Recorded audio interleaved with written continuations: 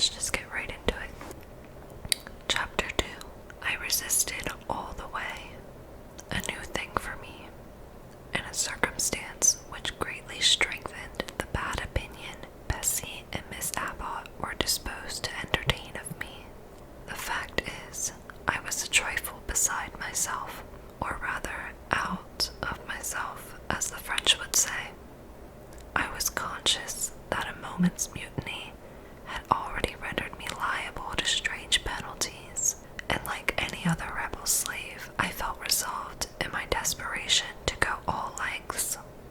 "Hold her arms, Miss Abbott, she's like a mad cat." For shame, cried the lady's maid. "What shocking conduct, Miss Eyre, to strike a young gentleman, your benefactress's son, your young master." "Master? How is he my master? Am I a servant?" "No, you are less than a servant, for you do nothing for your keep. There, sit down and think over your wickedness." They had got me by this time into the apartment indicated by Mrs. Reed, and had thrust upon me a stool. My impulse was to rise from it like a spring. Their two pair of hands arrested me instantly. "If you don't sit still, you must be tied down," said Bessie. "Miss Abbott, lend me your garters. She could break mine directly." Miss Abbott turned to divest a stout leg of the necessary ligature. This preparation for bonds, and the additional ignominy it inferred, took a little of the excitement out of me. "Don't take them off," I cried. "I will not stir, in guarantee whereof I attached myself to my seat by my hands." "Mind you don't," said Bessie, and when she had ascertained that I was really subsiding, she loosened her hold of me. Then she and Miss Abbott stood with folded arms, looking darkly and doubtfully on my face, as incredulous of my sanity. She never did so before. At last said Bessie, turning to the Abigail, "But it was always in her," was the reply. "I've told Mrs. often my opinion about the child, and Mrs. agreed with me. She's an underhanded little thing. I never saw a girl of her age with so much cover." Bessie answered not, but ere long, addressing me, she said, "You ought to be aware, miss, that you are under obligations to Mrs. Reed. She keeps you. If she were to turn you off, you would have to go to the poorhouse." I had nothing to say to these words. They were not new to me. My very first recollections of existence included hints of the same kind. This reproach of my dependence had become a vague sing-song in my ear, very painful and crushing, but only half intelligible. Miss Abbott joined in. "And you ought not to think yourself on an equality with the Mrs. Reed and Master Reed, because Mrs. kindly allows you to be brought up with them. They will have a great deal of money, and you will have none. It is your place to be humble, and to try to make yourself agreeable to them. What we tell you is for your good," added Bessie, in no harsh voice. "You should try to be useful and pleasant. Then, perhaps, you would have a home here. But if you become passionate and rude, Mrs. will send you away, I am sure. Besides," said Miss Abbott, "God will punish her. He might strike her dead in the midst of her tantrums, and then where would she go? Come, Bessie, we will leave her. I wouldn't have her heart for anything.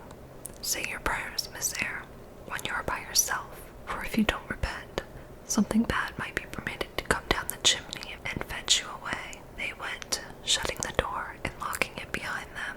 The Red Room was a spare chamber, very seldom slept in. I might say never, indeed, unless when a chance influx of visitors at Gateshead Hall rendered it necessary to turn to account all the accommodation it contained. Yet it was one of the largest and stateliest chambers in the mansion. A bed supported on massive pillars of mahogany, hung with curtains of deep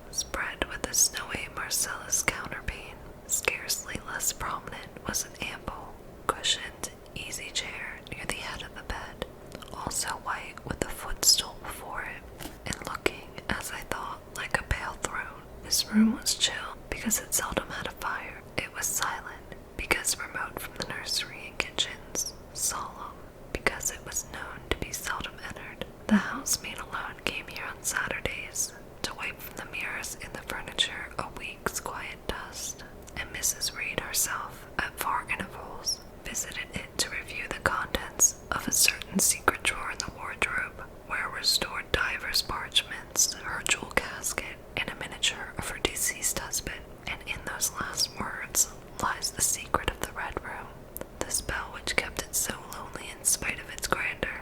Mr. Reed had been dead 9 years. It was in this chamber he breathed his last. Here he lay in state, hence his coffin was borne by the undertaker's men, and, since that day, a sense of dreary consecration had guarded it from frequent intrusion. My seat, to which Bessie and the bitter Miss Abbott had left me riveted, was a low ottoman near the marble chimney-piece. The bed rose before me. To my right hand there was the high, dark wardrobe, with subdued, broken reflections varying the gloss of its panels. To my left were the muffled windows. A great looking-glass between them repeated the vacant majesty of the bed and room. I was not quite sure whether they had locked the door, and, when I dare moved, I got up and went to see. Alas, yes, no jail was ever more secure. Returning, I had to cross before the looking-glass.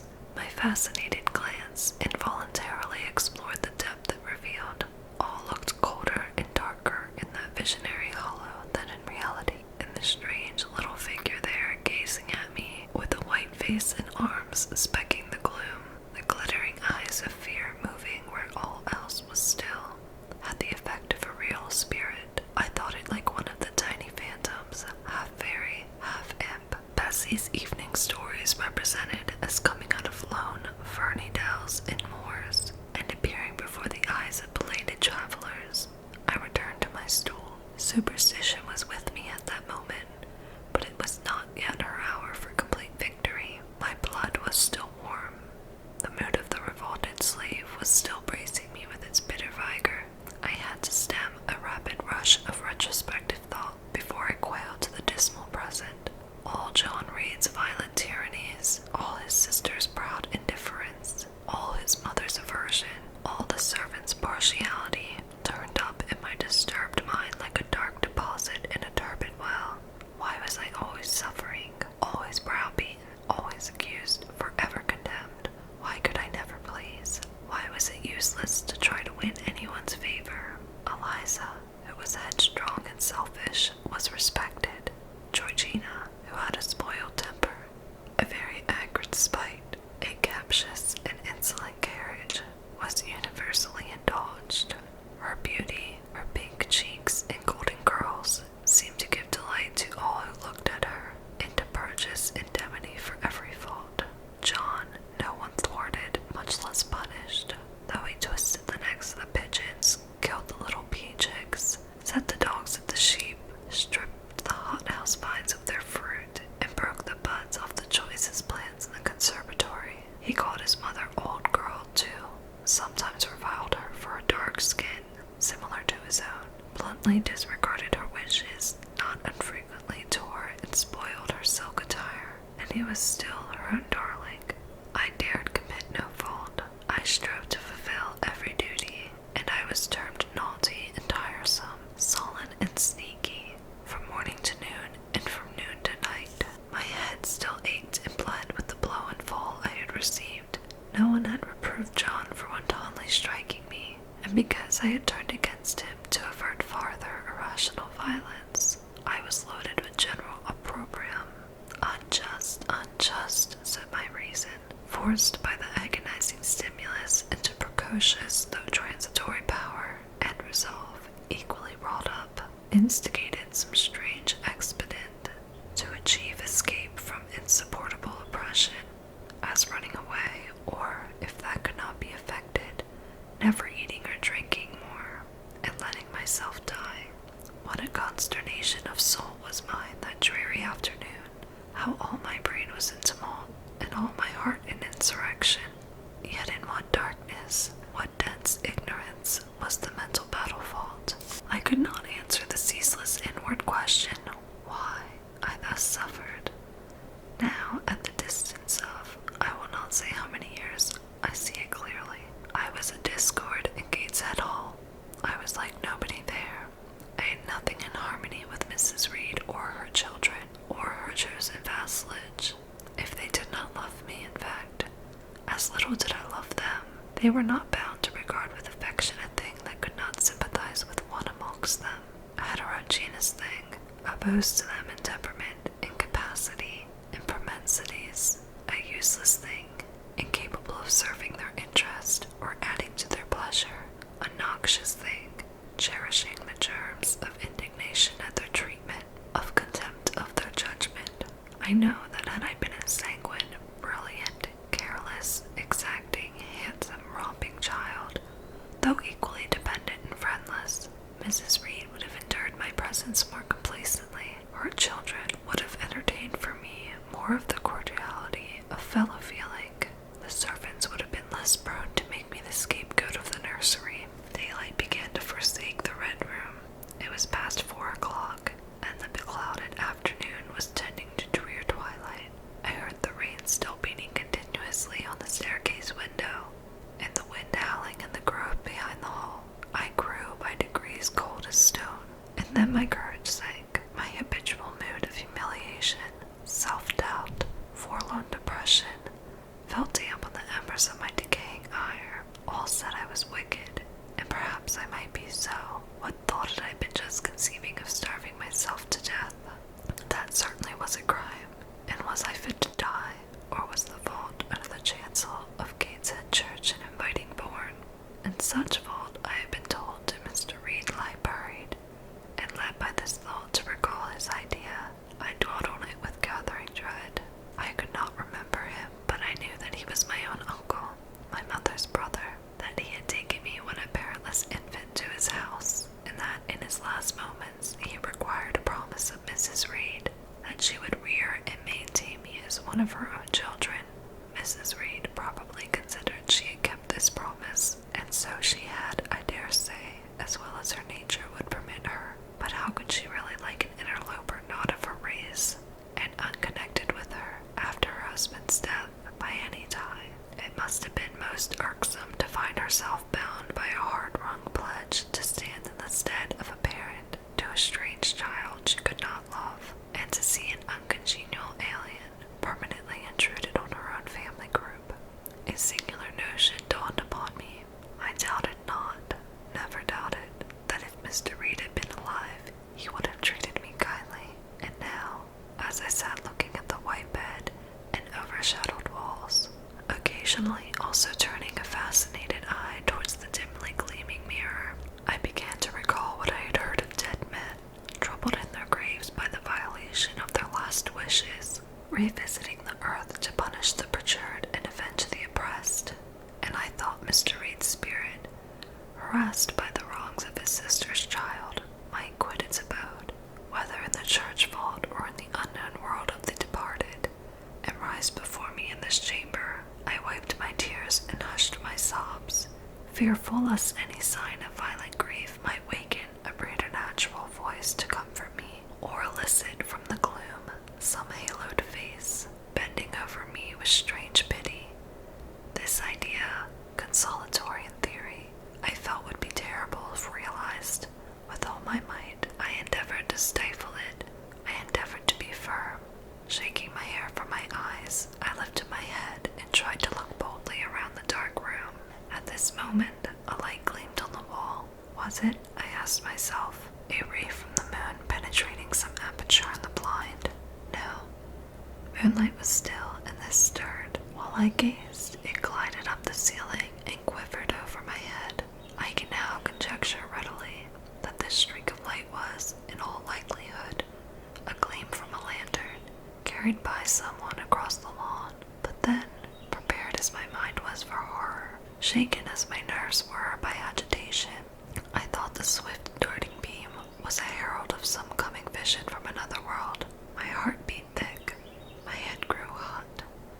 sound filled my ears, which I deemed the rushing of wings. Something seemed near me. I was oppressed, suffocated. Endurance broke down. I rushed to the door and shook the lock in desperate effort. Steps came running along the outer passage. The key turned. Bessie and Abbott entered. "Miss Eyre, are you ill?" said Bessie. "What a dreadful noise! It went quite through me," exclaimed Abbott. "Take me out. Let me go into the nursery," was my cry. "What for? Are you hurt? Have you seen something?" again demanded Bessie. "Oh, I saw a light, and I thought a ghost would come." I had now got hold of Bessie's hand, and she did not snatch it from me. "She has screamed out on purpose," declared Abbott in some disgust. "And what a scream! If she had been in great pain, one would have excused it, but she only wanted to bring us all here. I know her naughty tricks." "What is all this?" demanded another voice peremptorily, and Mrs. Reed came along the corridor, her cap flying wide, her gown rustling stormily. "Abbott and Bessie, I believe I gave orders that Jane Eyre should be left in the Red Room till I came to her myself." "Miss Jane screamed so loud, ma'am," pleaded Bessie. "Let her go," was the only answer. "Loose Bessie's hand, child. You cannot succeed in getting out by these means, be assured. I abhor artifice, particularly in children. It is my duty to show you that tricks will not answer. You would now stay here an hour longer, and it is only on condition of perfect submission and stillness that I shall liberate you then. Oh, Aunt, have pity. Forgive me. I cannot endure it. Let me be punished some other way. I shall be killed if— Silence. This violence is almost repulsive." And so, no doubt, she felt it. I was a precocious actress in her eyes. She sincerely looked on me as a compound of virulent passions, mean spirit, and dangerous duplicity. Bessie and Abbott having retreated, Mrs. Reed, impatient of my now frantic anguish and wild sobs, abruptly thrust me back and locked me in without farther parley. I heard her sweeping away, and soon after she was gone. I suppose I had a species of fit. Unconsciousness closed the scene. I hope you enjoy.